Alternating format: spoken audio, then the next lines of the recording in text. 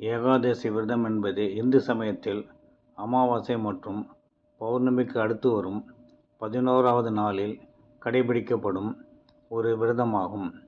இந்த விரதம் மகாவிஷ்ணுவை நினைத்து கடைபிடிக்கப்படுகிறது. இந்த விரதம் பாபம் நீங்கி செல்வ வளம், ஆரோக்கியம் மற்றும் வைகுண்ட பதவி தரும் விரதமாக கொண்டாடப்படுகிறது.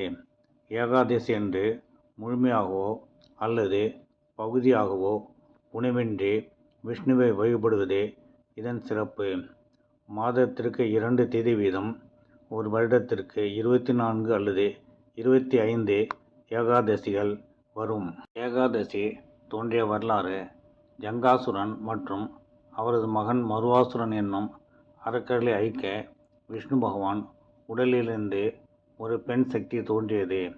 இந்த பெண் சக்தி அரக்கர்களை அழித்துவிட்டு விஷ்ணு பகவான் எதிரில் வந்தது.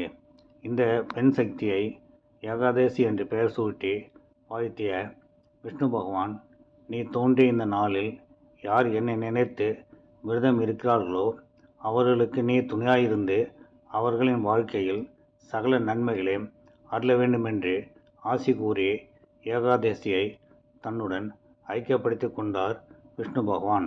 ஒவ்வொரு மாதமும் வரும் ஏகாதசிகளுக்கு தனித்தனி பெயர்களும் அந்தந்த ஏகாதசி தினங்களில் விரதம் இருப்பதால் கிடைக்கும் பலன்களும் விரிவாக கூறப்பட்டிருக்கின்றன.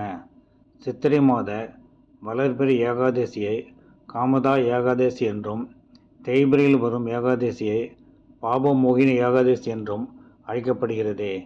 இந்த இரு ஏகாதசியிலும் விரதம் இருப்பவர்களுக்கு அவர்கள் விரும்பிய அனைத்து பெயர்களும் கிடைக்கப்பெறும் என்பது நம்பிக்கை. நாமும் இந்த ஏகாதசியில் விரதமிருந்து அம்மையப்பன் தலத்தில் அருள்பாலிக்கும் பிரசன்ன வெங்கடாஜலபதியை வீட்டிலிருந்தபடியே தரிசித்து